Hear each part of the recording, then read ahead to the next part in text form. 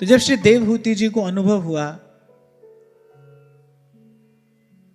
कि इन विषय सुखों में कितना अनमोल समय मैंने नष्ट कर दिया, तो अपने हृदय का खेद व्यक्त करती हुई वो श्री गर्दम ऋषि से कहने लगी, एतावतालम कालेन व्यतिक्रांतेन मे प्रभो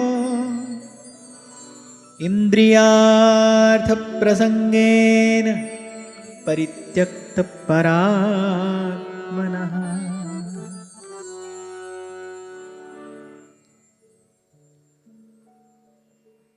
कहने लगी, प्रभो परमात्मा से विमुख होकर जो समय इंद्रिय सुख भोगने में बीता वो तो निरर्थक गया, व्यर्थ गया।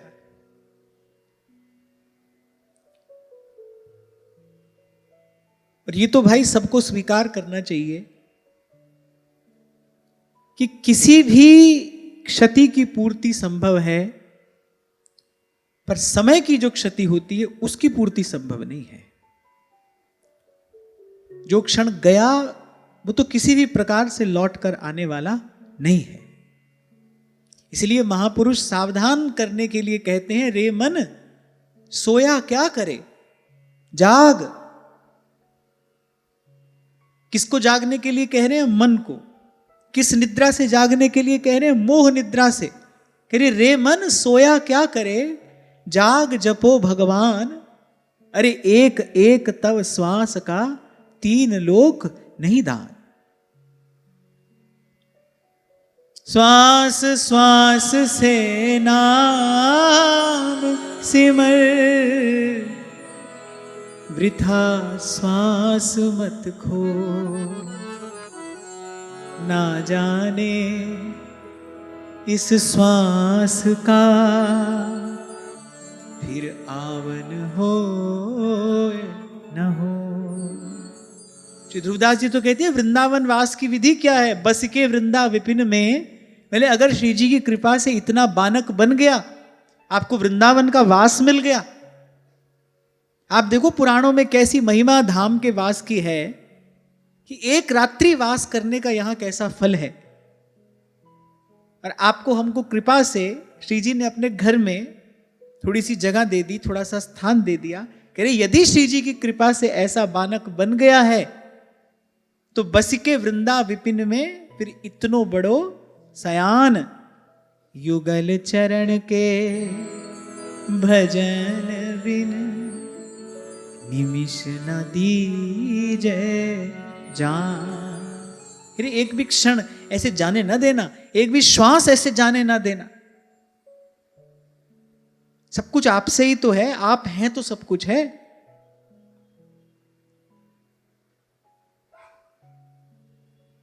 और फिर कबीर तो कहते हैं हर दम हीरा लाल है। एक एक श्वास जो है ये अमूल्य रत्न है। कह रहे गिन गिन गुरु को सौंप। और मैं कहूंगा जब तक जीवन में संत नहीं था, जब तक जीवन में गुरु नहीं था, जब तक अज्ञान के अंधकार में भटक रहे थे, तब तक तो कोई बात नहीं। पर जब संत मिल गया, जब गुरु मिल गया, उसके बाद तो भाई सावधान हो जाना चाहिए।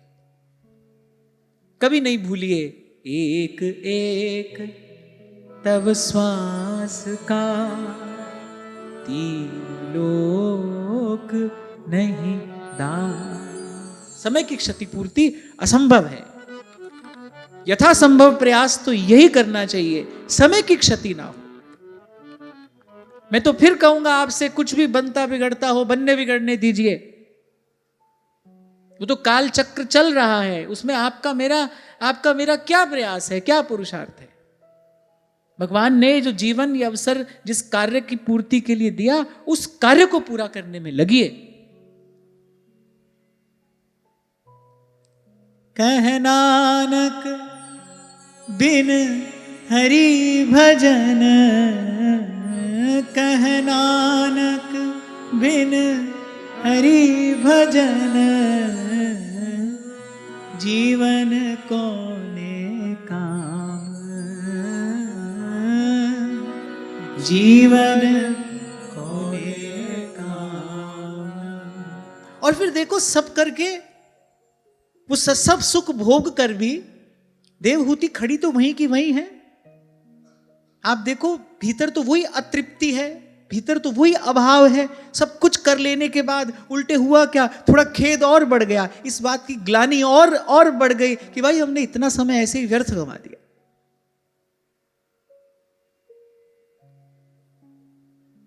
आपको यदि ये देखना है, ये जानना है, यदि आपने स्वयं को परखना है कि मैं साधक हूं कि नहीं, यदि आप स्वयं को परखना चाहते हैं ना कि मैं साधक हूं कि नहीं, तो बस यही एक कसौटी है कि आप कहीं समय तो व्यर्थ नहीं गंवा रहे। मैं बार बार आपसे कहता हूं भाई, जीवन का अनादर करने वाला जीवन धन की प्राप्ति कैसे करेगा? जो समय व्यर्थ गंवा रहा है वो जीवन का ही तो अनादर कर रहा है। आप अपने जीवन का अनादर कर रहे हैं। वो जीवन जिसको संत कह रहे हैं सुर दुर्लभ सोई ग्रंथन गावा। श्रीमद् भागवत तो कहती हैं, अहो अमीशा किमकारि शोभनम प्रसन्न येषा स्विदुत स्वयं हरि। पंचम स्कंद में ऐसा वर्णन आता है, भगवान वेदव्यास कह रहे हैं जिसको भारत भूमि पर जन्म मिल गया मनुष्य का, बोले अर्थात श्री हरि उस पर प्रसन्न है। भगवान शंकराचार्य भी कहते हैं, दुर्लभम त्रयमेव तद्देवानुग्रह हेतुकम मनुष्यत्वम मुमुक्षत्वम महापुरुष संश्रयः। तो जो ऐसे अमूल्य जीवन को व्यर्थ गंवा रहा है वो अंत में किस सुख की प्राप्ति करेगा? भाई भगवान ने बुद्धि दी है, थोड़ा तो उससे विचार करो। जो इस जीवन धन को गंवा रहा है वो अंत में कौन से सुख की प्राप्ति करेगा? तो मैं तो कहता हूं यदि आपने स्वयं को ही परखना है ना कि भाई मैं साधक हूं कि नहीं, मैं शिष्य हुआ हूं कि नहीं हुआ, मैं गुरुजनों के बताए मार्ग पर चलने की योग्यता पात्रता अर्जित कर पाया हूं कि नहीं कर पाया। शिकायत बाद में करना कि भाई हम भजन कर रहे हैं लेकिन हमको अनुभव नहीं हो पा रहा। पहले देखो तो सही भजन कर भी रहे हो कि नहीं, गुरुजनों के बताए दिखाए मार्ग पर चले भी हो कि नहीं चले। यदि स्वयं को परखना हो तो सबसे बड़ी और सबसे श्रेष्ठ कसौटी यही है, देखना कि भाई मेरा समय तो व्यर्थ नहीं जा रहा है। और जैसे जैसे साधना में स्थिति उत्कृष्ट होती है वैसे वैसे महापुरुष और सावधान होते चले जाते हैं। प्रातः स्मरणीय श्री स्वामी रामसुख दास जी महाराज के ये शब्द हैं। उन्होंने एक बार भाव में भरकर कहा था कि जैसे किसी दंपति को बड़े दीर्घ काल के पश्चात प्रौढ़ावस्था में पुत्र की प्राप्ति हो, दीर्घ काल के पश्चात अनेक अनेक प्रयास करने के बाद प्रौढ़ावस्था में किसी को पुत्र की प्राप्ति हो और कुछ काल के बाद वो पुत्र मृत्यु को प्राप्त हो जाए, बोले तब जो पीड़ा होती है उस माता पिता के हृदय में, बोले ऐसी पीड़ा होनी चाहिए जब एक भी श्वास भगवान के भजन के बिना चली जाए। श्री नारद जी भी भक्ति सूत्र में यही बात कहते हैं, तद्विस्मरणं परम व्याकुलते। एक क्षण के लिए भी यदि भगवान भूल जाएं तो आपका अंतर्मन परम व्याकुल हो जाए। तद्विस्मरणं परम व्याकुलते। अब देखो, अब इसका विचार करो कि ऐसी स्थिति से कितना दूर हैं हम। देखो कुछ भी आपको करना है तो पहले आपका मन संकल्प करेगा, तन तो बाद में लगेगा, इंद्रियां बाद में उसमें लगेंगी, सबसे पहले मन संकल्प करेगा। अरे कम से कम मन में ये पवित्र संकल्प तो करो कि भाई हम एक भी श्वास व्यर्थ नहीं जाने देंगे। मैंने कई बार आपसे कहा, आज पुनः कह रहा हूं, सतत भजन का अभ्यास करोगे तब थोड़ा भजन होता है। क्योंकि भाई जन्म जन्म का बिगड़ा मन है, ऐसी थोड़ी लग जाएगा भजन में। जी जान लगाकर सतत भजन करने का प्रयास करोगे तब थोड़ा भजन होगा, तब थोड़ा भजन होगा। ये तो प्रभु की कृपालुता, प्रभु की उदारता ऐसी है कि भाई वो थोड़े से भजन से भी रीझ जाएंगे। राई के सम भजन को मानत मेरु समान, तो थोड़े से भी प्रसन्न हो जाएंगे। पर वो थोड़ा भी तो हो हमसे, अभी तो थोड़ा भी नहीं हो पा रहा है। ढूंढोगे तो कोई एक आध क्षण मिलेगा जब सब कुछ भूलकर भगवान का भजन किया होगा। कोई एक आध क्षण ही आपको याद आएगा जब सब कुछ भूलकर भगवान का भजन किया होगा। नहीं तो ये आधा अधूरा अधकचरा सा जो मन है, इससे कोई भजन होगा? तो और कुछ नहीं भाई, सबसे पहले ये पवित्र संकल्प तो करिए। अब आप पूछो कि क्या हमारा संकल्प पूरा होगा? आज तक आपके सभी संकल्प पूरे हुए हैं। आप इस बात को जानते हो कि न जानते हो, पर मैं आपको कह रहा हूं, आज तक आपके सभी संकल्प पूरे हुए हैं। आपके जीवन में जो कुछ है वो आपके संकल्पों का ही फल है। इसलिए भगवती श्रुति कहती है, तन्मे मनः शिव संकल्पमस्तु। यही प्रार्थना है प्रभु से, हमारे संकल्प पवित्र हो। अपवित्र संकल्प हमने किए, इसलिए आज तक इस भवबंधन में पड़े हुए हैं। अपवित्र संकल्प किया, असत को प्राप्त करने का संकल्प किया, मिथ्या का ही चिंतन किया, उसी का व्यवहार किया, उसी में तन मन बुद्धि प्राण सबको लगाया, इसीलिए तो इस द्वंद्व में पड़े हैं। संकल्प पवित्र हो सबसे पहले। सत्संग का फल क्या है? सत्संग यही तो करता है, आपके विचार की शुद्धि करता है। किसी भी कर्म के मूल में विचार है ना, संकल्प है। सत्संग उस संकल्प की शुद्धि कराता है, विचार की शुद्धि करता है, मूल को ही शुद्ध कर देता है।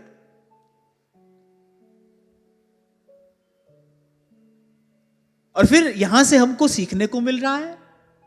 ऐसे ऐसे भोग उपलब्ध थे श्री देवहूति जी को, जो देवताओं के पास भी नहीं है, पर वो सब भोग कर भी तृप्ति तो नहीं हुई, मन को शांति तो नहीं मिली, उल्टे मन और अशांत हो गया। ध्यान रखना, जितना भोग भोगते चले जाओगे उतना मन और दुर्बल होता जाएगा। जितना मन दुर्बल होता जाएगा उतनी बाहर की परिस्थितियां उस पर अधिक प्रभाव डालेंगी और आप शांति से दूर दूर और दूर होते चले जाओ।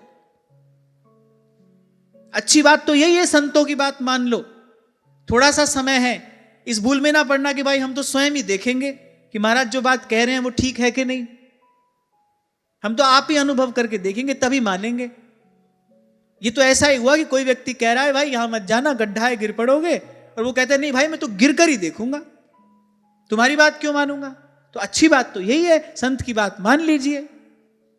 संतों ने तो यही सिखाया, कहो नानक हम एही हवाला, कहो नानक हम एही हवाला, राख संतन के पाछे माधो माधो माधो हम ऐसे तू ऐसा, माधो हम ऐसे तू ऐसा। अच्छी बात तो ये भाई, संतों की बात मान लो। ये जो चर्चा हम कर रहे हैं कुछ सीखने के लिए तो कर रहे हैं, सीख जाओ यहां से। देखो कैसे दिव्य भोग भोगे, पर उसके बाद भी मन की वो अशांति जो कि त्यों बनी है, मन का अभाव जो का त्यों बना है, अतृप्ति जो कि त्यों बनी है। जहां से चलना आरंभ किया तो घूम फिर कर लौट कर वहीं पर आकर खड़े हो गए। हुआ क्या? समय व्यर्थ चला गया। इस बात का खेद है, इस बात की बड़ी पीड़ा है। और अब वो खेद, वो पीड़ा कांटे की तरह चुभ रही है, अब वो चैन नहीं लेने दे रही। मैं फिर दोहरा रहा हूं, याद रखना, जितना विषय सुख भोगोगे उतना मन दुर्बल होता चला जाएगा। जितना मन दुर्बल होगा उतना बाहर की परिस्थिति का उस पर अधिक प्रभाव पड़ेगा। थोड़ी सी प्रतिकूलता आपको हताश कर देगी, निराश कर देगी। थोड़ी सी अनुकूलता आएगी तो फूले नहीं समाओगे, मदान्ध हो जाओगे, उन्मादग्रस्त हो जाओगे। थोड़ी सी अनुकूलता ऐसा कर देगी, थोड़ी सी प्रतिकूलता ऐसा कर देगी। मन दुर्बल हुआ तो। और मन दुर्बल कैसे होता है? भोग भोगने से मन दुर्बल होता है। जितना विषय का सुख चाहोगे, पाने का प्रयास करोगे, मन अशक्त होता चला जाएगा, निर्बल। हजारों हजार प्रतिकूलताओं में भी संत मुस्कुराता रहता है। क्यों? क्योंकि मन सबल है। हाथ में विष का प्याला है, मीरा मुस्कुरा रही है। क्यों? क्योंकि मन शक्ति संपन्न है। इसलिए तो मांगते हैं बुद्ध जन, इतनी शक्ति हमें देना दाता, मन का विश्वास कमजोर हो। मन में विश्वास करने की योग्यता ही नहीं रहेगी। विश्वास गुरुतम वस्तु है। इस सारे अस्तित्व में सबसे भारी अगर कोई है तो विश्वास है।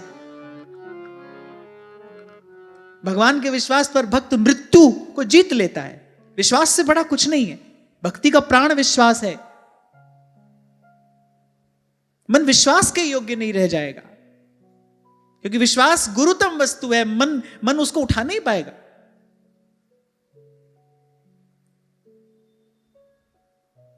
तो पवित्र संकल्प करिए कि भाई सतत भजन करेंगे, अपनी ओर न देखना। गुरुजनों से सुना है, इसीलिए हमको यह पवित्र संकल्प करना है। और आपके इस प्रश्न का मैंने बिना पूछे उत्तर दिया। आप कहें कि हमारा संकल्प सफल होगा, आपके सब संकल्प सफल हुए हैं, आगे भी होंगे।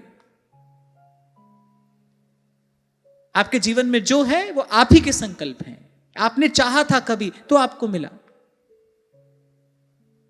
ये जो बैठे बैठे आप सोचते हैं, विचारते हैं, चिंतन करते हैं, अपनी जीवनी शक्ति से उस भाव को पानी देते हैं, वो कभी कालांतर में जाकर फलीभूत अवश्य होता है। मेरा संकल्प हो, आपका किसी का भी हो, वो अब अवश्य फलीभूत होगा। इसीलिए तो संत कहते हैं भाई व्यर्थ के चिंतन से बचना, व्यर्थ के विचार से बचना। वो आपके भीतर कोई बीज डाल देगा, फिर उसका फल आएगा।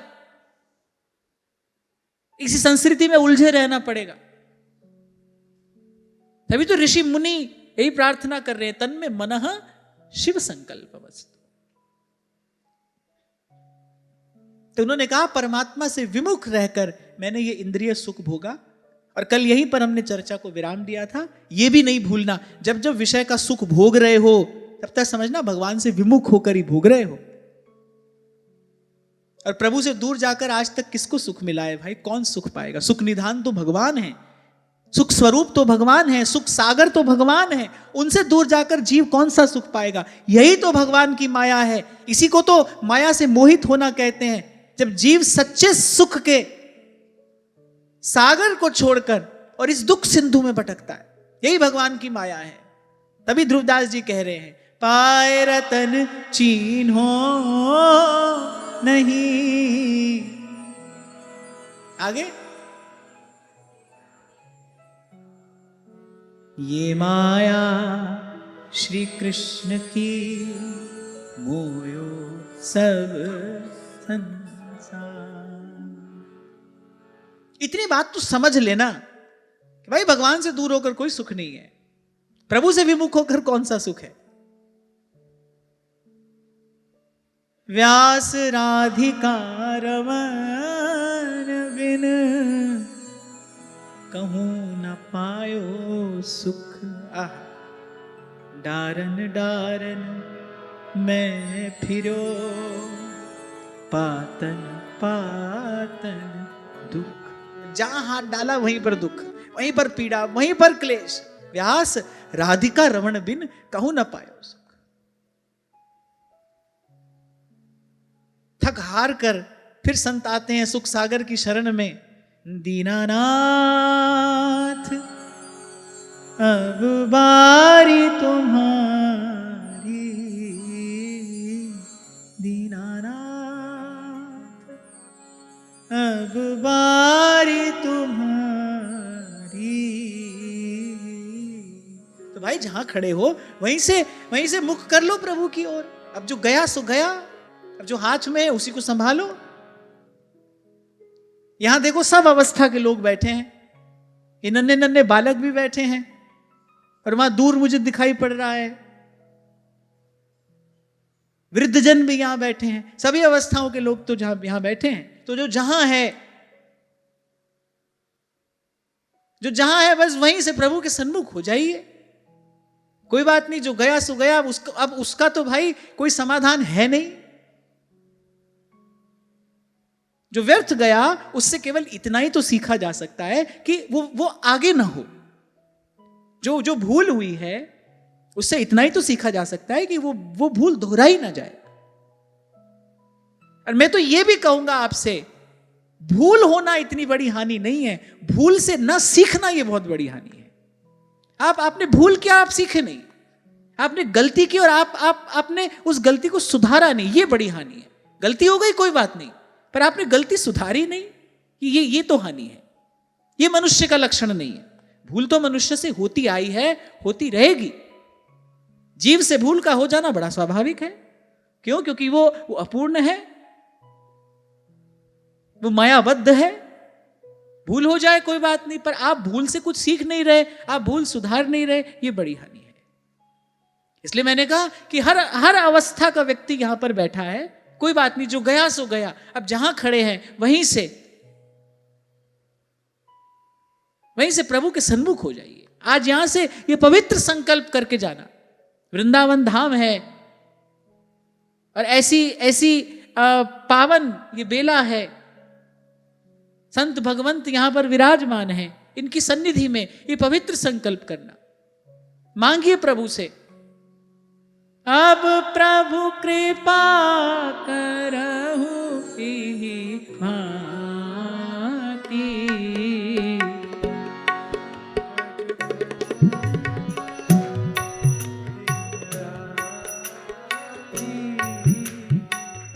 अब प्रभु कृपा करहु एहि भांति, अब प्रभु कृपा करहु एहि भांति, सब तज भजन करहु दिन राति,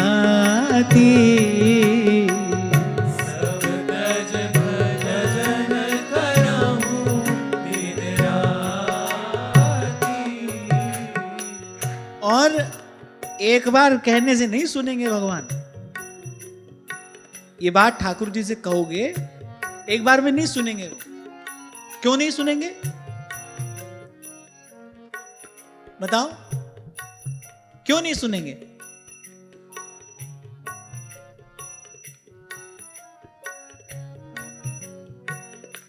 बोलो। एक बार में नहीं सुनेंगे, क्यों नहीं सुनेंगे?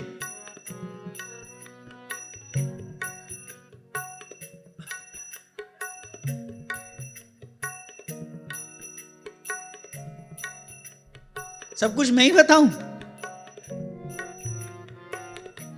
इसलिए नहीं सुनेंगे क्योंकि आप सब छोड़कर भजन करने लगे तो आपके सब काम उनको करने पड़ेंगे। जब भक्त सब छोड़कर भगवान के भजन में लग जाता है तब सब लज्जा भगवान को। और आपसे मैंने कभी कहा था, भक्त के लिए भगवान अपना ऐश्वर्य एक ओर रख देते हैं। भक्त के लिए वो भगवान नहीं है, भक्त के लिए तो उसके प्राण धन है, उसके जीवन सर्वस्व है। और भक्त का कार्य भगवान को स्वयं करना पड़ता है। नामदेव जी की कुटिया की छान छवानी थी तो द्वारिकाधीश स्वयं आए हैं। प्रेम के बस अर्जुन रथ हांक्यो और भूल गए ठकुराई, राज सुयज्ञ युधिष्ठिर कीना ता में झूठ उठाई। भक्त का कार्य भगवान स्वयं करेंगे, वो किसी से कराते नहीं। अपनी लीला शक्ति से भगवान वो कार्य नहीं कराते, योग माया से वो कार्य नहीं कराते। भक्त का कार्य तो भगवान स्वयं करेंगे अपने हाथ से, क्योंकि प्रभु की सेवा भक्त अपने हाथ से कर रहा है। और ये तो भगवान का स्वभाव है ना, ये यथा माम प्रपद्यन्ते तांस तथैव भजाम्य हम। तो इसलिए एक बार मांगोगे तो श्री ठाकुर जी देंगे नहीं, बार बार मांगना, पर मांगना यही, पीछे लग जाना जब तक ये वस्तु मिल ना जाए। अब प्रभु कृपा करहु एहि भांति, अब प्रभु कृपा करहु एहि भांति, सब तज भजन करहु दिन राति,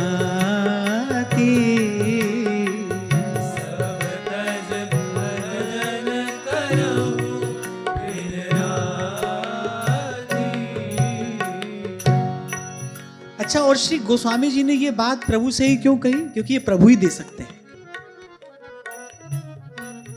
जब तक भीतर से मन का पूर्णतया समाधान ना हो जाए तब तक मन पूर्ण रूपेण भजन में लगेगा नहीं। और ये कार्य मनमोहन के अतिरिक्त और कोई नहीं कर सकता। माया का आवरण भगवान के अतिरिक्त और कौन हटाएगा? तो भगवान या भगवान का कोई भक्त। और कल मैंने आपसे कहा था, तस्मिन् तज्जने भेदा भावात, भगवान में और भगवान के भक्त में भेद नहीं मानना चाहिए।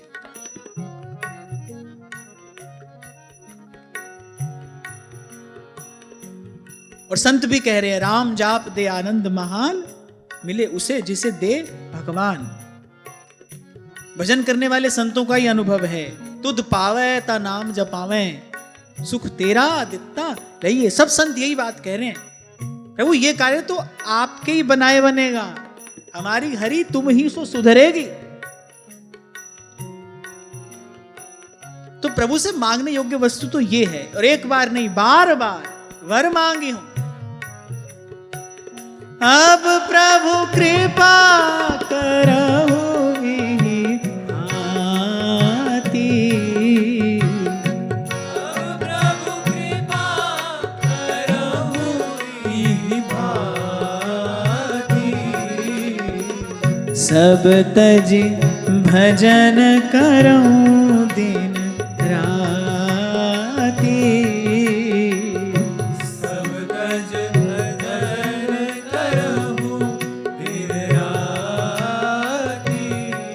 एक बार हाथ आ गयो कन्हैया। अब हाथ तो ऐसे ही आएगा, और एक बार जो हाथ आ गयो कन्हैया, फिर तो भैया कन्हैया को स्वभाव ऐसो है, तुम छोड़ना चाहो पर ये ना छोड़ेगो। एक बार हाथ आ जाए, एक बार हाथ आ जाए,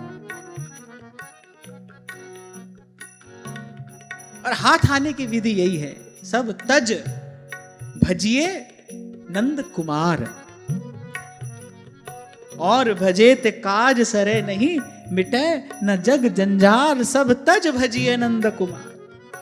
मैं कई बार आपसे कहता हूं ना, भगवान का भजन तो चलो समझ में आ गया, कर रहे हैं, पर ये जो कहा ना सब तज, इस पर खरे नहीं उतर पा रहे हैं। ये भगवान की कृपा के बिना नहीं होता। ये जग जंजाल तभी छूटता है क्योंकि भगवान ये कह रहे हैं, मामेव ये प्रपद्यन्ते माया तरन्ति ते, मेरी ही शरण में आने पर ये माया निवृत्त होती है।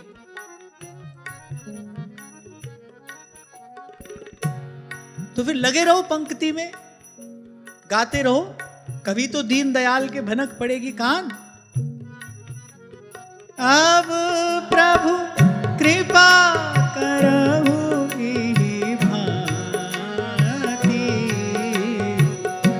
अब प्रभु कृपा करहु विभाति,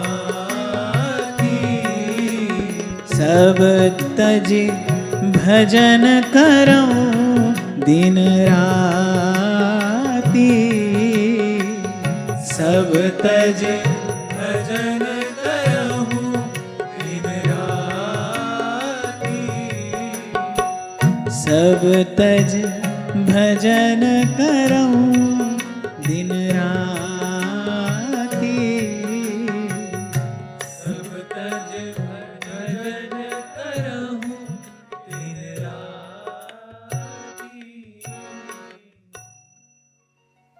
और यहां से जाकर अपने मन से बात करना कि जब हम ये गा रहे थे, ये शब्द जब हम गा रहे थे, इस दिव्य वाणी का जब हम गान कर रहे थे, सब तज भजन करूं दिन राति, तो गाते गाते मन को एक सुखानुभूति होती है ना, क्योंकि आपकी आत्मा यही सुख तो चाहती है, उसे इसी स्थिति में तो पहुंचना है। सब तज भजन करूं दिन राति, बढ़े प्रीत की रीत, कि बीच कछु होए न बाधा। भजन की धारा अविच्छिन्न होनी चाहिए, टूटे नहीं, छूटे नहीं। पर मैं फिर कहूंगा भाई, ये होगा भगवान की कृपा से, जब प्रभु चाहते हैं। ऐसी माधो किंचितनी म्यूलालन सो प्रीत बनी, म्यूलालन सो प्रीत बनी, तोरी न टूटे छोरी न छूटे, ऐसी माधो किंचितनी म्यो लालन सो प्रीत बनी म्यो लालन सो प्रीत बनी।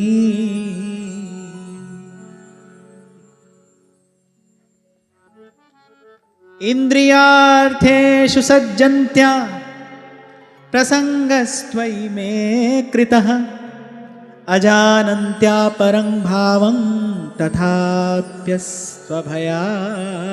मे। विभूति कहने लगी आपके परम प्रभाव को न जानने के कारण मैंने इंद्रियों के विषय में आसक्त रहकर आपसे अनुराग किया, पर अनुराग तो आपसे किया है ना, तो मेरा संसार भय निवृत्त होना चाहिए। दोनों बातें कही, यानी आपके प्रभाव को नहीं जाना। यहां गूढ़ार्थ क्या है, यानी संत के पास केवल भगवान के लिए ही जाना चाहिए। संत को केवल इसी दृष्टि से देखना चाहिए कि भाई यहां से भगवत प्रेम भगवत प्रीति की प्राप्ति हो सकती है। कश्यप ऋषि महान योगी हैं, महान तपस्वी और परम भगवत भक्त भी हैं। कल आपको मैंने संकेत किया था कि जो देवहूति जी ने कहा कि इस त्रिगुणात्मिका माया पर आपका अधिकार है, ये कोई साधारण सामर्थ्य नहीं है, ये सामर्थ्य केवल भगवान के विशुद्ध भक्त के ही पास में होती है। तो देवहूति जी को बड़ा खेद हो रहा है कि मैंने भक्त का संग किया, भगवान ने मुझे संत का संग दिया, भक्त का संग दिया, और मैंने उससे विषयों का सुख चाहा, मैंने उससे इस क्षुद्र विषय सुख की इच्छा लगाई। ये कितनी भारी भूल मैंने की। अरे जिसके एक क्षण के संग से मेरा आवागमन छूट जाता, सत्संगति संस्कृति कर अंता। साधु की संगति तो इस संसार बाधा का सदा सदा के लिए शमन करने वाली है, भवभंजन करने वाली साधु संगति है। और मैंने उस संत को पाया, ऐसा परम भक्त मैंने पति के रूप में पाया, और उसे चाहा क्या, संसार का विषय सुख। बड़ा खेद है, बड़ी ग्लानि है मन में, और अब मन भयभीत भी हो रहा है। मैंने कहा ना, जितना सुख विषय सुख भोगोगे मन दुर्बल होगा। और दुर्बल व्यक्ति को तो भाई, अब जैसे कोई बड़ा दुर्बल मन का व्यक्ति हो, ऊंची आवाज में कोई बात कर ले, वो एकदम घबरा जाता है। तो जब मन दुर्बल हो जाएगा बहुत विषय सुख भोग के, फिर क्या होगा, फिर भय लगेगा, फिर चिंता सताएगी, फिर मन आकुल व्याकुल होगा।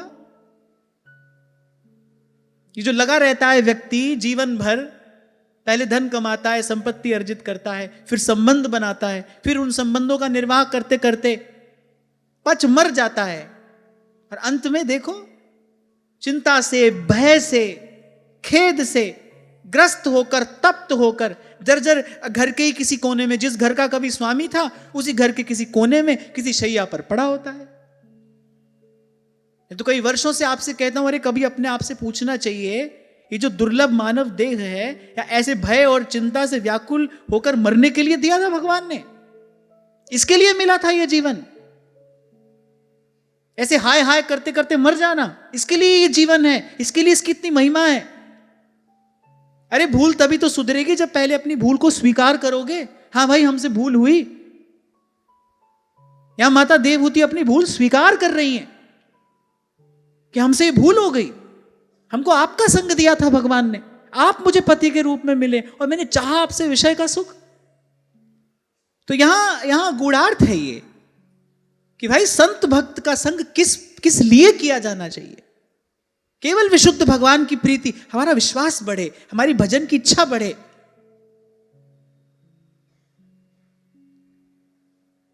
इस सुख दुख का प्रभाव हम पर होना कम हो। धीरज के आसन पर बैठकर संतोष का जल छिड़क कर हम भी लगे भजन में। इसके लिए साधु का संग किया जाना चाहिए।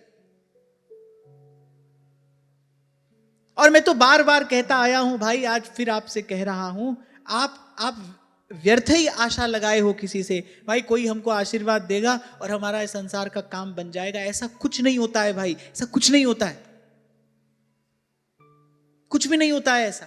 सूरदास होनी सो होगी, अरे मूर्ख सोच करे, भले वो मूढ़ है, जड़ बुद्धि है, जो इस प्रयास में लगा है।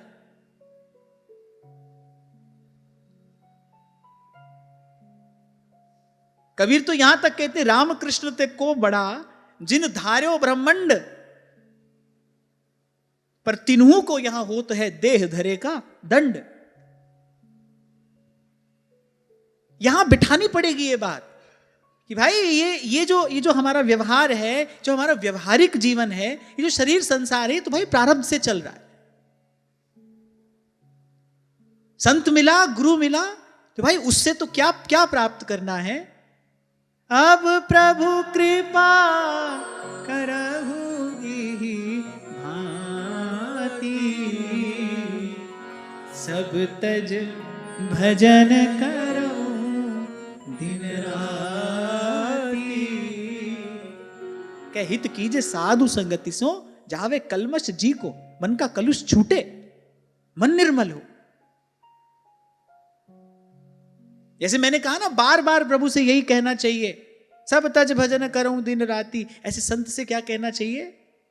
संत से बस एक बात कहनी चाहिए, ये मन हो निर्मल तुम्हारी कृपा से, इसे शुद्ध करने में हम तो हैं हारे। और संत से कहना अर्थात जब संत के पास बैठते हो तब इसी भाव की अपने भीतर मन ही मन इसकी पुनरावृत्ति करनी चाहिए। जब संत के आभा मंडल में आप बैठते हो ना, संत के समीप अगर भगवान ने बिठाया है, बस उसके पास बैठकर मन ही मन यही कहो, मन ही मन यही चाहो, ये मन हो निर्मल तुम्हारी कृपा से, इसे शुद्ध करने में हम तो हैं हारे। अरे जब संत सहारा बन जाए, बड़ी प्यारी पंक्ति है, कह रहे अगर प्रभु ने संत से मिला दिया है, फिर तो द्वारे पे दीप जले तेरे, द्वारे पे दीप जले तेरे, क्यों ना अपना दीप जलाए, अपना दीप जलाए। जब संत सहारा बन जाए, जब संत सहारा बन जाए, फिर काहे मन घबराए, काहे मन घबराए। और मैं आपको एक युक्ति देता हूं, आप इसका अपने जीवन में प्रयोग करके देख लो। ये अमोघ है, कभी व्यर्थ नहीं जाती। आप अपने मन में ये सच्चा संकल्प कर लो, भाई ये जो सुख दुख आता है सो आता रहेगा, अब तो भाई भगवान का भजन करेंगे। आप देखो, आप उसी क्षण निश्चिंत हो जाते हो कि नहीं। चिंताग्रस्त हो ही क्यों? क्योंकि असत का चिंतन है, असत की आशा है, असत की अभिलाषा है, इसीलिए ये रोग है, इसीलिए चिंता है।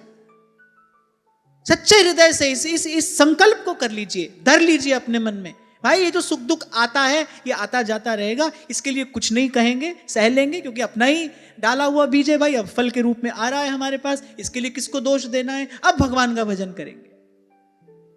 आप देखो, आप तत्काल निश्चिंत हो जाते हो कि नहीं। चींटी के पगनू पुरबाजे तो भी साहिब सुनता है। सच्चे हृदय की सच्ची प्रार्थना कैसे नहीं सुनेंगे भगवान। अरे आधे अधूरे हम मन से कुछ कहते हैं तो भी भगवान सुन लेते हैं। सच्चे हृदय की सच्ची और पवित्र प्रार्थना होगी, जिस प्रार्थना में संकल्प पवित्र होगा, परमार्थ होगा, उसको क्यों नहीं सुनेंगे भगवान, क्यों स्वीकारेंगे नहीं। इसीलिए तो बैठे हैं वो अपने आसन पर सज्ज तत्पर, कि भाई कोई ऐसा आए हमारे पास जो हमसे हम ही को चाहे, जो हमारा होने के लिए हमारे पास आए। उसके लिए देर करेंगे भगवान? नहीं करते, बिल्कुल भी नहीं करते। इसीलिए कल कह रहा था मैं आपसे, देरी भी हमारी ओर से है, दूरी भी हमारी ओर से ही है। उनकी ओर से ना देरी है ना दूरी है। आप आज यहां बैठे हो, आज यही शब्द आप यहां से ले जाओ, एकांत में बैठकर थोड़ा थोड़ा धीरज धरते हुए, थोड़ा अपने मन को सावधान करते हुए करो ये संकल्प कि भाई ये जो सुख दुख आ रहा है, अब इसका और चिंतन, इसका और विचार नहीं करेंगे, किसी से नहीं कहेंगे। जी दे के, जी के सुख दुख की चर्चा किस मुख कहिए, अब भगवान का भजन करेंगे। आप देखो, आप निश्चिंत हो जाते हो कि नहीं, आप निर्भर हो जाते हो कि नहीं, एक हल्कापन आपको महसूस होता है कि नहीं।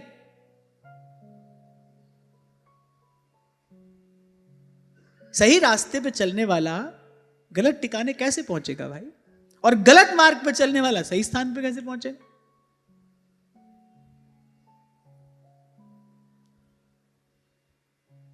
तो खैर माता देवहूति ने कहा कि इस बात का मुझे खेद है, ग्लानि है, मुझे मैं भयभीत भी हूं, मैं चिंताग्रस्त भी हूं, पर फिर भी संग तो मैंने आपका किया है।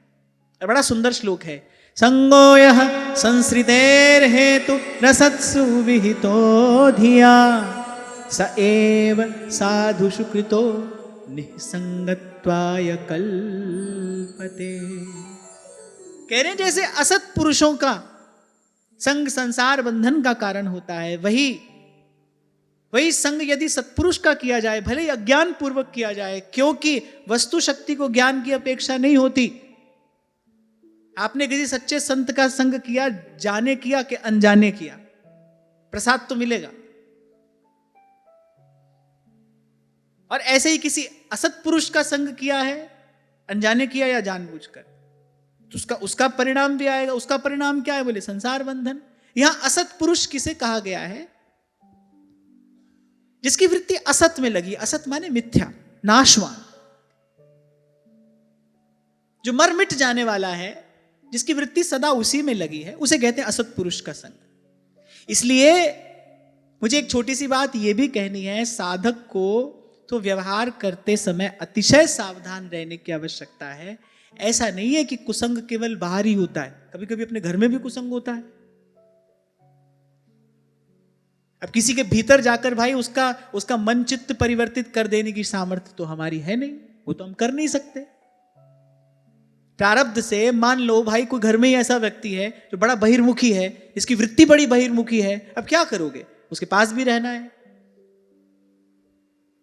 इसीलिए तो संत कहते हैं कि बीघड़ बाट है ये, इससे कैसे निकलोगे। नाम का दीपक हाथ ले चलिए बीहड़ बाट। कह रहे ये दीपक नहीं छोड़ देना, रास्ता भूल जाओगे, भटक जाओगे, ठोकर लगेगी, गिर पड़ोगे, क्योंकि बीहड़ बाट है। तो कह रहे असत पुरुष का जो संग है वो जानबूझकर करो, अनजाने में करो, चाहते हुए करो, अनचाहे करो, उसका भी परिणाम है। और ऐसी सत्पुरुष का संग है, उसका भी परिणाम है। तो साधक को इस विषय में सावधान रहने की आवश्यकता है। अब प्रश्न यह है कि भाई अब मान लो घर में ही कोई ऐसी स्थिति है, तो उससे बचे कैसे। सतत नाम जप करिए, आप सतत भगवान की शरण में रहिए। और कल भी मैंने आपसे कहा था, सतत भगवान की शरण में रहने की विधि यही है, नाम का दीपक हाथ ले और चलिए बीहड़ बाट। राम नाम मणि दीप धर, जीभ दे हरि द्वार, तुलसी भीतर बाहर, जो चाहस पूजिया। अब कोई आवश्यक थोड़ी है भाई, पिता अगर भक्त है तो पुत्र भी भक्त होगा, या पुत्र भक्त है तो पिता भी भक्त होगा। व्यास जी तो लिखते हैं, भक्त ना भयो भक्त को पूत। अब कोई जरूरी थोड़ी है भाई जिस परिवार में हम रहते हैं सभी भक्त हो जाएंगे। तो कुसंग तो कहीं भी हो सकता है। ये बात मैं केवल इसलिए कह रहा हूं, साधक को सदा सावधान रहना चाहिए। और सावधानी क्या है, सावधानी यही है कि सदा भगवान नाम के शरणापन्न रहिए। अभी कुछ दिन पहले भी हम यही चर्चा कर रहे थे, अपने स्मरण में भगवान की नाम मूर्ति सदा रखिए। घट में नाम मूर्ति धरिए, पूजा अंतर्मुख हो करिए। और कह रहे हैं आज्ञा पालन सबसे श्रेष्ठ पूजा है। आगे कर्दम ऋषि कहेंगे, ब्रह्मा जी कहेंगे कर्दम ऋषि से, तुमने मेरी आज्ञा पालन की तो तुमने मेरी श्रेष्ठ पूजा की है। केवल चंदन तुलसी चढ़ाना ही पूजा नहीं होता, पूजा का बड़ा उदार अर्थ है। कुछ समय पहले हम चर्चा कर रहे थे, सत्कर्म भी भगवान की पूजा सामग्री है। आपने शुभ कर्म किया है और भगवान को चढ़ा दिया तो आपने बड़ी सुंदर पूजा की, आपने विश्वरूप भगवान की। ऐसे ही श्रेष्ठ जनों की, गुरुजनों की आज्ञा पालन करना, यह उनकी पूजा है। गुरु की पूजा कैसे होती है? गुरु की आज्ञा पालन करके गुरु की पूजा होती है। कोई आवश्यक नहीं है कि आपको उसका पांव ही पखारना है और वही सामने बैठकर आप आरती उतारो, यही गुरु की पूजा है। कि गुरु की आज्ञा पालन, ये गुरु की पूजा है। श्रेष्ठ जनों की पूजा ऐसे ही संपन्न होती है। तो घट में नाम मूर्ति धरिए और पूजा अंतर्मुख हो करिए। और मैं तो कहता हूं बहुत निकट ही अगर प्रतिकूलता हो तो वस्तुतः वो प्रतिकूलता नहीं है, वो तो भगवान की बड़ी कृपा है। आप सदा ही सावधान रहोगे, आप सदा ही सावधान रहोगे। और मैंने कहा और कुछ नहीं करना है, किसी से उलझना तो बिल्कुल भी नहीं है। और मैं तो ये कहूंगा कि समझाओ भी नहीं किसी को, कहीं भली को ना करे। संत कह रहे हैं तू ना बोल मति मंद। अरे मूर्ख, तू क्यों बोलता है? कहीं भली को ना करे, तू ना बोल मति मंद। क्यों? अरे सब ज्ञानी सब ही चतुर। अब समझाने वाला समझे भाई मैं ही सबसे बड़ा ज्ञानी हूं। बोले नहीं नहीं, यहां तो सब ज्ञानी हैं, सब ज्ञानी सब ही चतुर और उर प्रेरक हित चंद। तो ना किसी से उलझने की आवश्यकता है, वाद विवाद तो बिल्कुल भी नहीं करना, और अपना मत अपना विचार किसी के माथे थोपने की भी कोई आवश्यकता नहीं है।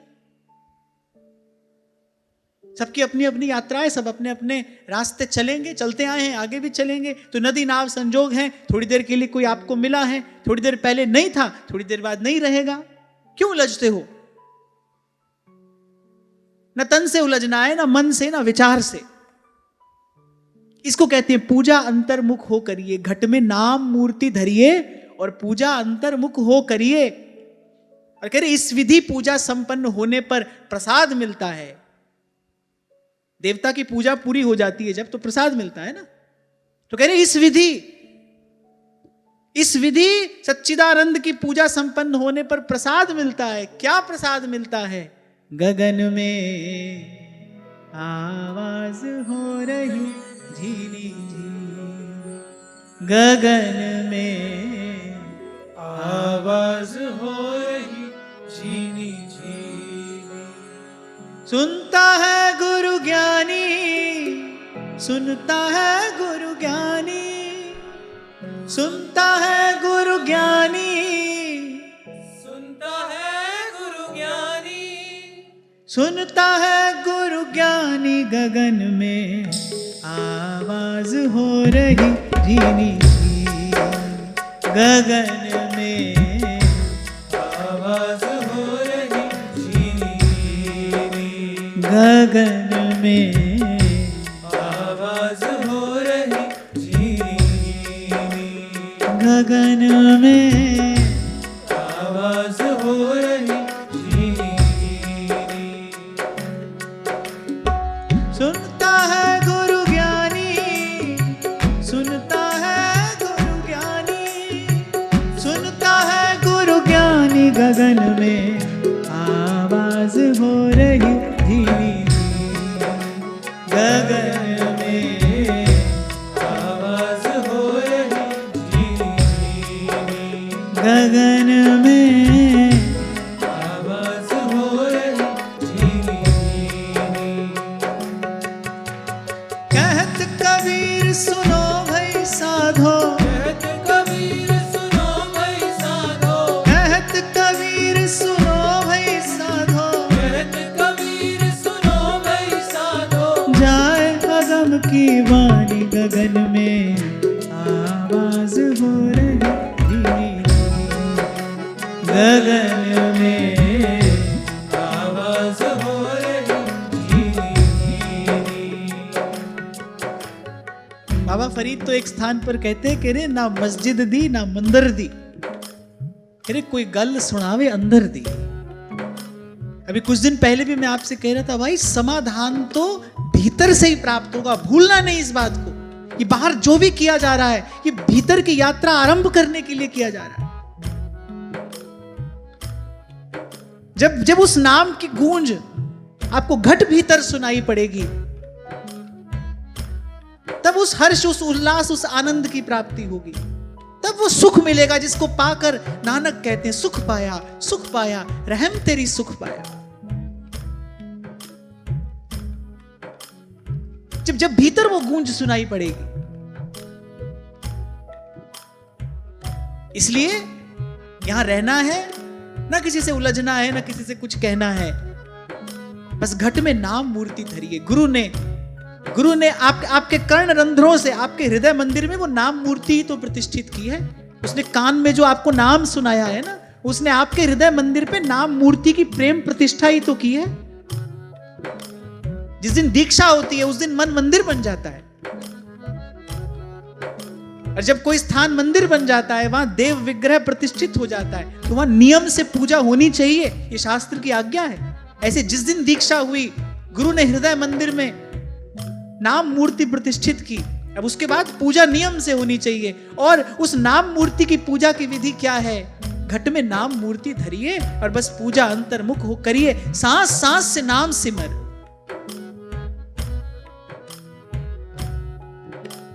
कहत कबीर सुनो भाई साधो, कहत कबीर सुनो भाई साधो, कहत कबीर सुनो भाई साधो, कहत कबीर सुनो भाई साधो। जाए अगम की वाणी गगन में, आवाज हो रही धीमी, गगन में आवाज हो रही धीमी, गगन में आवाज हो रही धीमी। सुनता है गुरु ज्ञानी, सुनता है गुरु ज्ञानी, सुनता है गुरु ज्ञानी गगन में, आवाज हो रही धीमी, गगन में आवाज हो रही धीमी, गगन में आवाज हो रही धीमी। गगन में आवाज हो रही झीनी। यहां झीनी का अर्थ सूक्ष्म, झीने का अर्थ होता है सूक्ष्म। अरे आवाज हो रही झीनी झीनी, जब वृत्ति स्थूल से सूक्ष्म होती है, ध्रुवदास जी सिद्धांत विचार में कहते हैं, कहने पहले स्थूल प्रेम समझे फिर सूक्ष्म प्रेम उर में आवे। वहां सूक्ष्म का अर्थ झीना ही है, बड़ा झीना सा मार्ग है ये, बड़ा झीना सा भाव है, बड़ा कोमल, बड़ा सूक्ष्म।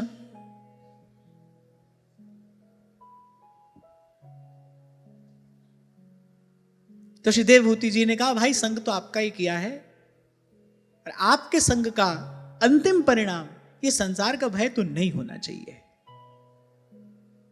महापुरुष का संग किसी भी प्रकार से किया जाए वो असंगता को प्रदान करने वाला ही है। तो यहां देवभूति जी ने दोनों बातें कही। पहले अपनी भूल स्वीकार की कि मुझसे बड़ी भारी भूल हुई, आप मिले मुझे और मैंने आपसे विषय का सुख चाहा, सो भी मिला। जैसे कई बार मैं आपसे कहता हूं कि भगवान से कुछ चाहोगे तो ऐसा थोड़ी है भगवान नहीं देंगे। वो तो कहते हैं भाई अर्थार्थी भी हमारा भक्त है, जो अर्थ की इच्छा से हमारे पास में आया है, भगवान तो उसको भी अपना भक्त मान रहे हैं। कोई संसार के दुख से दुखी होकर आया है, आर्त होकर आया है, भगवान कह रहे भाई ये भी हमारा भक्त है। कोई जानना चाहता है, प्रयास कर रहा है, जिज्ञासु है, वो भी हमारा भक्त है। पर भगवान ने कहा जो ये ज्ञानी भक्त है ना, ये तो मेरा आत्मा है, ये मुझे सबसे अधिक प्रिय है, तो दे तो देंगे भगवान, लेकिन ये कोई बड़ी उपलब्धि नहीं है। क्यों? क्योंकि उसका अंतिम परिणाम अभाव ही है, अभाव। इसलिए जब प्रेम की बात कहते हैं, कबीर तो बहुत सावधान करते हुए कहते हैं, जा मार्ग साहेब मिले प्रेम कहावे सोए। इस हाड़ मांस के पिंड की ओर आकर्षित होकर और फिर इस हाड़ मांस के पिंड से ही सुख चाहने की भावना का नाम प्रेम कैसे हो सकता है? प्रेम भगवान का स्वरूप नहीं है, प्रेम ही प्रभु है। प्रेम प्रभु का रूप नहीं है, प्रेम ही प्रभु है, प्रेम ही परम है। इससे आगे और कुछ नहीं है, कोई नहीं है। और मैं तो कहूंगा प्रेम प्रभु का भी प्रभु है। हरि व्यापक सर्वत्र समाना, प्रेम ते प्रकट होई मैं जाना। राम ही केवल प्रेम प्यारा, जान ले हुसो जानने हारा।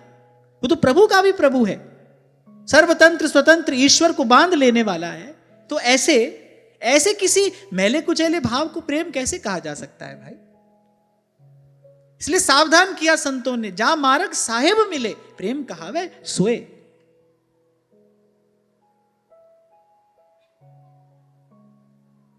यहां यह भी कहा जा रहा है कि संत मिल जाए, क्योंकि नारद जी भक्ति सूत्र में कहते हैं, सबसे पहले तो कहते हैं महत संगस तो दुर्लभ हो। पहले तो भाई मिलेगा ही नहीं, मिल भी जाए तो कह रहे ये मूढ़ जीव पहचानता नहीं, दुर्लभ हो। फिर कहा अगम्यो, उसकी प्रतीति नहीं होती, उसकी महिमा नहीं समझी जाती।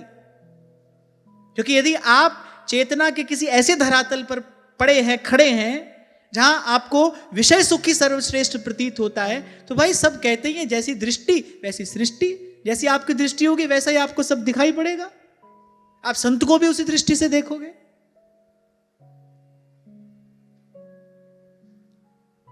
तो कह रहे मिल भी जाए तो वो पहचानने में नहीं आता। तो यहां ये बात कही जा रही है, भाई संत मिले तो उससे केवल एक ही इच्छा, एक ही आशा लगाना कि सब तज भजन करो दिन राती। श्री हरि के चरणों में अनुराग हो, मेरा मन निर्मल हो, बस। मैं तो कहता हूं बहुत अधिक बात कहने की आवश्यकता नहीं है, इसलिए कह रहा हूं संत के निकट बैठने का अवसर मिले, कुछ कहने की आवश्यकता नहीं है, वैखरी से कुछ कहने की आवश्यकता नहीं है, मन ही मन बस इस बात का आप चिंतन करना। जैसे भगवान भक्तवांछा कल्प तरु है ना, भगवान के सन्मुख किया हुआ संकल्प सिद्ध होता है। बलि की बहन रत्नमाला, अब भगवान को देखा, दोनों ही भाव मन में आए। पहले तो देखा बटुक भगवान का कैसा सुंदर दिव्य दर्शन हो रहा है, मुनि मन मोहिनी भगवान की मूर्ति है, मन प्राणों को बरबस अपनी ओर खींचे लेते हैं श्री वामन भगवान। कितना प्यारा बालक है, और हृदय में वो ममता, वो स्नेह की धारा फूट पड़ी। मन हुआ कि लपक कर गोद में बिठाऊं और छाती से लगाकर अपना सारा वात्सल्य रस इन पर उड़ेल दूं, अभिषेक कर दूं इनका। और जब थोड़ी देर के बाद ठग लिया जब भगवान ने, जब सब ले लिया बलि से, तो वही रत्नमाला, ये मेरा बालक ऐसा होता तो इसे विष दे देती, इसे दूध में विष दे देती मैं, मेरा बालक ऐसा होता तो। अब वो तो दूर खड़ी केवल सोच ही रही है, छाती से लगाऊं इसे अपना दूध पिलाऊं, ये भी दूर खड़ी सोच ही रही थी। अरे बालक है मेरा, मैं इसे विष दे देती, ये भी दूर खड़ी सोच रही थी। पर वो भगवान की सन्निधि में वो मन का संकल्प था, अब उसको पूर्ण होना था भाई। तो ठाकुर जी ने कहा मैया तेरे दोनों ही संकल्प में पूर्ण करूंगा। ऐसे ही थोड़ी गई मारन पूतना कुछ काल कूट लगा, मातु की गति दई ताहि कृपाल जादोरा। मातु की गति दई ताहि कृपाल जादोरा है। भगवान ने कहा भैया दोनों ही संकल्प पूरा करूंगा, दूध भी पीऊंगा और तो दूध में विष भी मिला देना, पर अंत में मातु की गति दई। पहला भाव वही मन में आया था, यदि मेरा बालक होता तो इसे अपने स्नेह रस से अभिषिक्त कर देती। भगवान ने पहले वही भाव सुना, दोनों ही भावों की पूर्ति की, और अंत में ऐसी दुर्लभ गति उसे प्रदान की। तो मैं ये कह रहा हूं कि जैसे भगवान के सानिध्य में किया हुआ संकल्प पूर्ण होता है, ऐसी संत के सानिध्य में भी यदि आप यही संकल्प करोगे कि हमारा मन शुद्ध हो जाए, हमारा अंतःकरण निर्मल हो, क्योंकि निर्मल मन ही प्रभु को प्रिय है। निर्मल मन होगा तो प्रभु की भजन सेवा कर पाएंगे। और बिना संत कृपा से, बिना साधु की कृपा से ऐसा कैसे होगा? यदि ऐसा संकल्प करोगे तो फिर इसकी भी सिद्धि होगी। क्योंकि यहां श्री देवहूति जी यही बात कह रही हैं, स एव साधु सुकृतो निसंगत्वाय कल्पते वही संग भले अज्ञानता पूर्वक ही सही सत्पुरुष का किया जाए तो बोले वो संसार से न्यारा कर देता है, वो संसार से असंग कर देता है।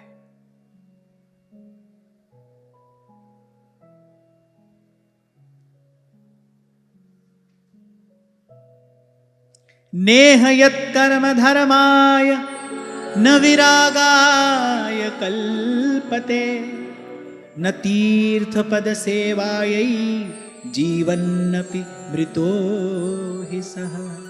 क्योंकि माता देवहूति को लग रहा है कि मैं तो कहीं भी नहीं पहुंची, संसार का इतना सुख भोगा, वहां भी मन को कोई तृप्ति नहीं हुई, समय और व्यर्थ चला गया। यहां इनके मेरे पति के यहां देव श्रेष्ठ श्री कर्दम ऋषि के वन में जाने का समय उपस्थित हो गया, तो उनको लग रहा है कि भाई मैंने कमाया क्या, मेरे हाथ तो कुछ भी नहीं आया। पर वो बड़ी भाग्यशाली हैं क्योंकि उन्होंने वस्तुतः सत्पुरुष का संग किया है। वो बड़ी भाग्यशाली हैं कि उनको जीवन रहते समय रहते इस बात का अनुभव हो गया है कि भाई मैंने जीवन गंवा दिया।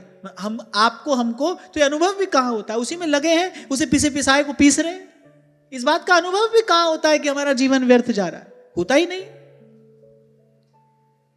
कल की चर्चा में यही बात तो मैं आपसे कह रहा था, भाई सत्वगुण बढ़ता है तब इस बात का मर्म समझ में आता है, क्या किए चले जा रहे हैं हम।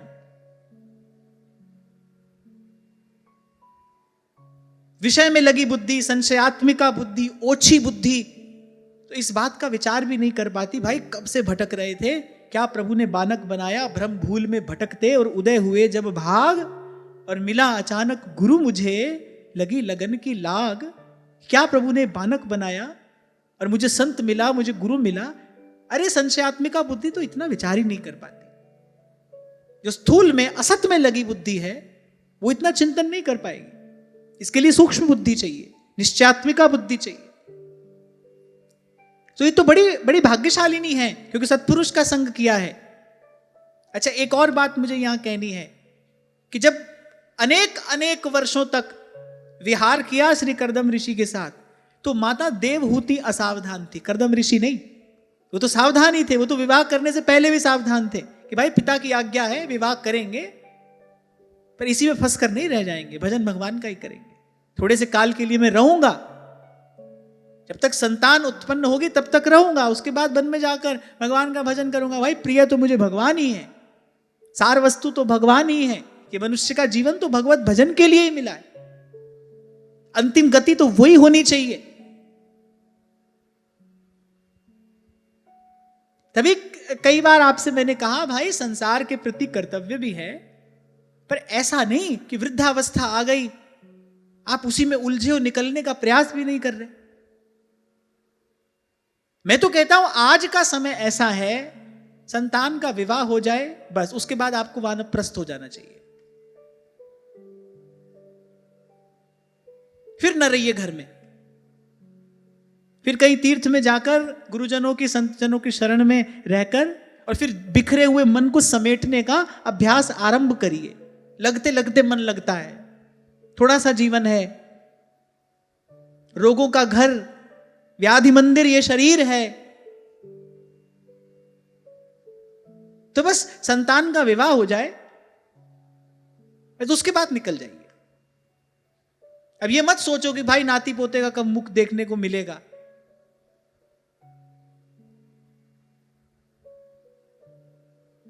ये चर्चा आरंभ जब हुई थी तो मैंने यही कहा था ना, एक एग्जिट प्लान होना चाहिए आपके पास कि भाई इतने दिन रहेंगे फिर निकल जाएंगे। इतना ही कर्तव्य था आपका। और असली बात तो यही है, असली बात तो यही है, पुत्र का विवाह हुआ, पुत्र वधू घर में आ गई, अब उसके बाद आप व्यर्थ ही उनके गले पड़े हो, वो आपको चाहते नहीं है, उनकी कोई इच्छा नहीं है कि आप उनके पास रहो, उनको आशीर्वाद दो, वो आपकी सेवा करें, ना ना, उनकी कोई इच्छा नहीं है। आप ही पड़े हो उनके गले, छोड़ो और निकलो। मैं तो वैसे भी अगर हिसाब लगाऊं तो एक समय था भाई जब 100 वर्ष की अवस्था होती थी, एवरेज एज आप कह सकते हैं 100 ईयर्स। अब आज तो 100 की नहीं है, अब तो 80 मानना पड़ेगा, है ना, 80। अब 100 वर्ष की अवस्था होती थी तो 50 के बाद गृहस्थ को वानप्रस्थ हो जाना चाहिए। अब जब आयु 80 वर्ष रह गई तो फिर तो 40 के बाद हो जाना चाहिए, चलो तुम 45 तक रह जाओ, 5 साल और रह लो, उससे ज्यादा मत रहो। फिर तो वानप्रस्थ हो जाना चाहिए। मैं तो हो गया, हमारी तो वो अवस्था आ गई। माने जब थोड़ा शरीर स्वस्थ है, जब शरीर में थोड़ी शक्ति है, बस तब बुद्धिमत्ता पूर्वक, अपनी इच्छा से, स्वतंत्रता पूर्वक उसका त्याग कर देने में ही सुख है। आपसे कोई वस्तु छीन कर ली जाए, एक स्थिति यह है, एक आप है, आप अपनी इच्छा पूर्वक उसको स्वयं त्याग दें, उसको स्वयं निवेदन कर दें, एक स्थिति यह है। आप चुन लो आपको क्या चुनना। अच्छी बात तो यही है, अपनी इच्छा से छोड़ दो। संतुलन ही जीवन की सुंदरता है, मैं बार बार कहता हूं आपसे।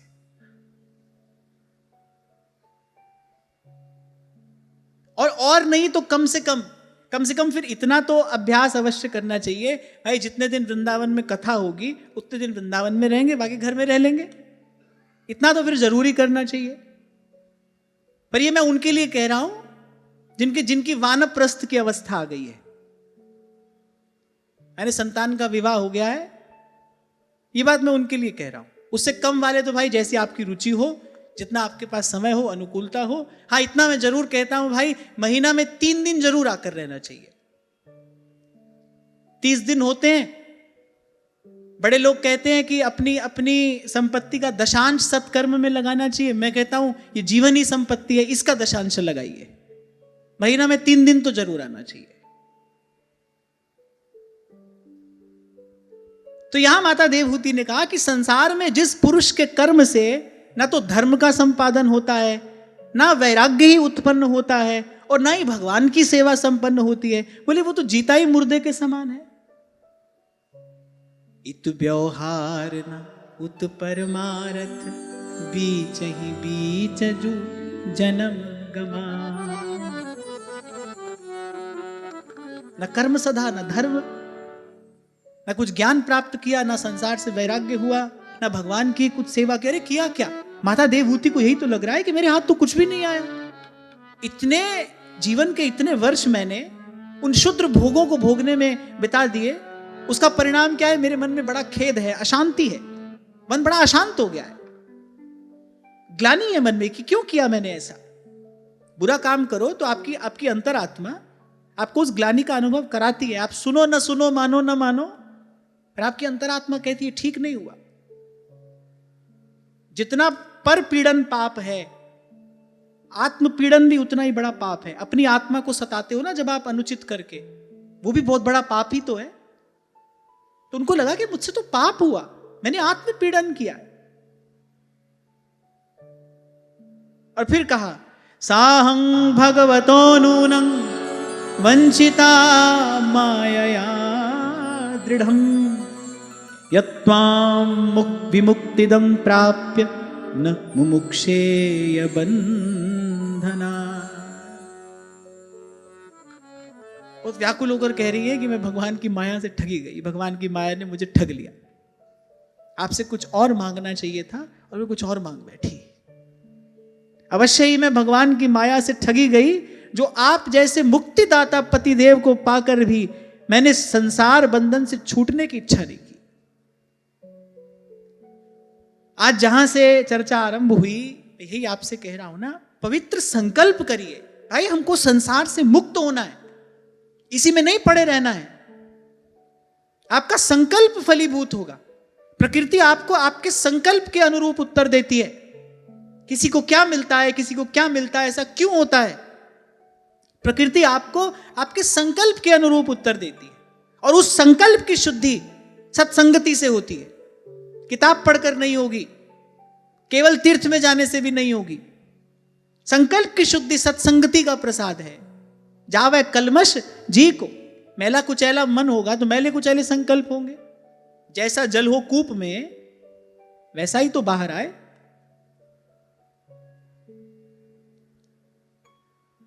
तो कहा कि अब भगवान की माया से बड़ी ठगी गई मैं, संसार से छूटने की इच्छा नहीं की।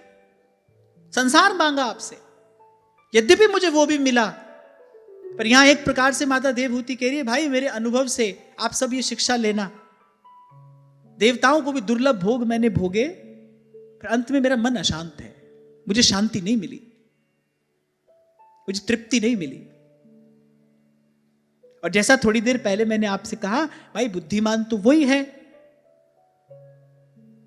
कोई श्रेष्ठ जन, कोई विवेकी जन अगर आपको कोई मार्ग दिखा रहा है, वो आपका हितैषी है, तो बिना संशय के उस मार्ग पर चलना चाहिए, विलंब नहीं करना चाहिए। यहां श्रीमद् भागवत, और मैं यहां कहूंगा क्यों सर्वोपरि है श्रीमद् भागवत, क्योंकि सब प्रकार के प्रपंच से जीव को छुड़ाकर भगवान के भजन में लगने की बात इसमें बार बार की गई है, आद्योपांत की गई है। भजन में लगी है, अपने मन में संसार बंधन से छूटने की इच्छा तो उत्पन्न करिए। आपके मन में इच्छा तो हो, मेरे लाख उपदेश करने से क्या होगा, कुछ नहीं होगा, आपकी इच्छा होगी, उसके अनुरूप प्रकृति आपको उत्तर देगी। जब व्यास जी कहते हैं ना, गुरु के माने शिष्य नहीं, शिष्य माने गुरु हुई। आप लेना चाहते हैं तो आपको कोई दे सकता है, आप लेना ही नहीं चाहते आपको कोई कैसे देगा। वहां दुर्योधन है, वो कह रहा है भाई मुझे किसी के ज्ञान की आवश्यकता ही नहीं, मैं तो आप ही सबसे बड़ा बुद्धिमान हूं, मैं तो सब जानता हूं। तो भगवत रसिक देव कहते हैं, बोले हरि आए बन दूत, भगवान आए थे हित की बात समझाने, उसकी बुद्धि में जा ही नहीं रही, क्योंकि वो लेना ही नहीं चाहता है, वो अच्छी बात ग्रहण ही नहीं करना चाहता है। तो अपने मन में ये संकल्प करिए, आपकी ये इच्छा बलवती हो, भाई बहुत भटक लिए, अब और नहीं भटकेंगे। इस अहमता ममता की चक्की में बहुत पिस लिए, अब नहीं पिसेंगे। चलती चाकी देख के दिया कबीरा रोए, दो पाटन के बीच में सावत बचा न कोए। पर बड़ी अच्छी बात आगे कही, चाकी चाकी सब कहे, कीली कहे न को, जो कीली सो लग रहे, बाल न बांका। अब लग जाएंगे भाई भगवान के चरणों से। और मैं आपको विश्वास दिलाकर ये बात कहता हूं, भाव भरोसे के साथ ये बात कह रहा हूं, आप सच्चे मन से ये पवित्र संकल्प कर लो, सच्चे मन से ये पवित्र संकल्प कर लो। आप पाठ तो आप रोज ही कर रहे हो भक्त नामावली लीला का, अंत में ध्रुवदास जी यही तो कहते हैं, हरि कृपालु सब पाछली, छमी है तेरी खोट, छमी है तेरी खोट। हरि कृपालु सब पाछली, छमी है तेरी खोट। सब हिसाब किताब भगवान बराबर कर देंगे। गीता में भगवान कहते हैं कि जैसे कोई ये संकल्प करता है, तत्क्षण मैं उस जीव की संभाल करता हूं। कैसे? जिमी बालक राखे महतारी। औखी घड़ी न वेखण दे, अपना बिरद संभाले, हाथ दे राखे अपने को, सांस सांस प्रतिपाले। चौगिर्द हमारे राम का,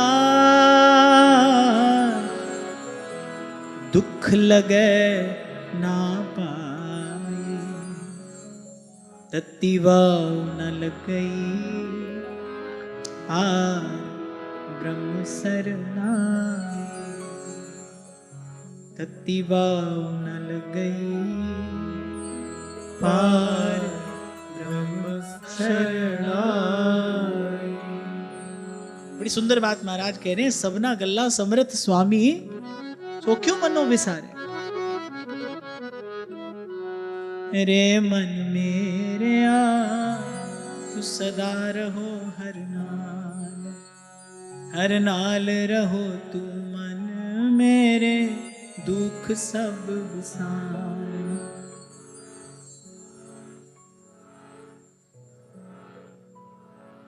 तो ऐसे ही अपने मन मंदिर में जो गुरु ने नाम मूर्ति विराजमान की है, श्वास श्वास उसी की पूजा, उसी की सेवा में समर्पित करते हुए निर्भय हो जाइए, निश्चिंत हो जाइए।